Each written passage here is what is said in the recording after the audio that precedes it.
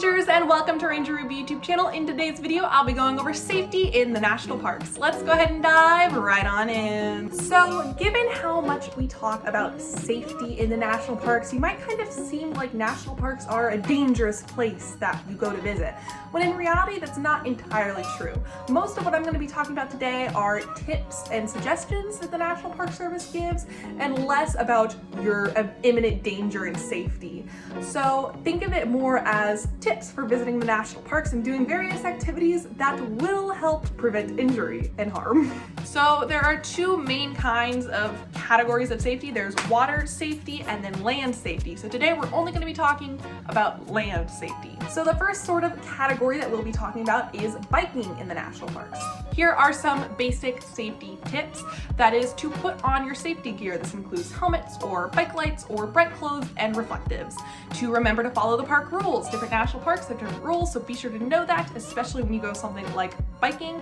Follow the speed limits and keep your eyes on the road and trail, and also watch out for wildlife because this is their home before it is yours. The next subcategory that we'll be talking about is camping safety. Camping is something that no matter how much you plan for it, you're not going to be immediately good at it. So here are some tips that you might want to keep in mind before you go, just in case.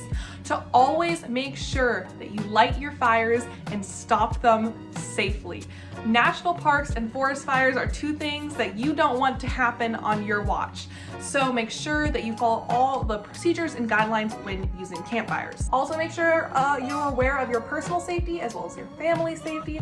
Also make sure all your food is stored properly so you don't have any unexpected wildlife interactions. Just be sure to check all the rules because national parks are very clear about them and they're not that hard to follow. Then there's driving in national parks. You always need to stay alert when you drive in national parks because you never know when a random wildlife will just come out in front of you or the road will unexpectedly turn. Also, these are scenic routes, so you don't really need to be driving that fast anyways. And of course, you are sharing the road whenever you drive in national parks with bikes as well. So just be aware of your surroundings and, take your time. You are in a national park. There are incredible things to look at, so it's not like it's that much of a burden. Next, the subcategory we'll be talking about is hiking. And again, this is kind of something that you have to do a little trial and error in. You've got to figure out what works best for you. But there's some basic guidelines that you should be doing on every hike. The first one is to know your limits. Don't try to go do a trail that you can't do physically, or that you can't do emotionally, or that you just cannot do. Know where your body is telling you you can't do this, because that will save you a lot of time and a lot of pain. Also make sure to be aware of your surroundings and your safety.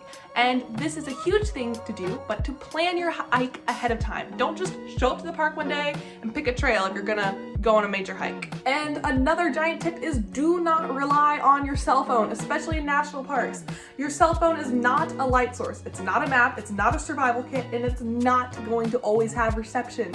You cannot rely on those things to always be working. And of course, talk to a national park ranger or go to the national parks website ahead of time to find out things that you need to bring, such as food, water, more than you think is necessary, and also things for overnight hikes or for extended hikes. The next sort of subcategory we'll be talking about is visiting the national parks after hours, at nighttime. The first thing that the National Park Service actually suggests is to bring someone else.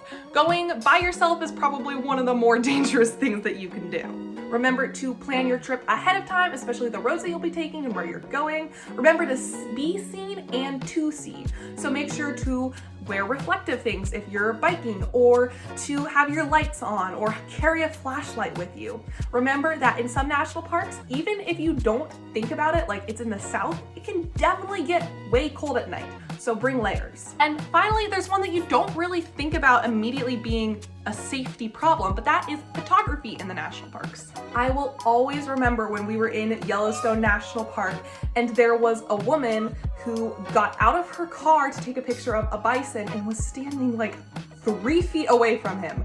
Probably not even that much. And I wanted to yell at her, get away from that! That is so insanely dangerous. People have literally gotten killed trying to get up close to a bison to take a picture of it. The National Park Service has special guidelines for how close you can get to animals. This includes bison and wolves and elk. These animals can be extremely dangerous to you, and they are not things that you are meant to be 3 feet away from. Also, if you are trying to go into a certain area, go off the trail, go down this rock thing in order to get the perfect picture, it's really not worth it. The national parks has viewpoints everywhere, and you going into an unnecessarily dangerous location, just not worth the picture. If you would like to find out more, there's so much more information on safety. I didn't even cover water safety and overall tips. Be sure to check out the link in the description down below.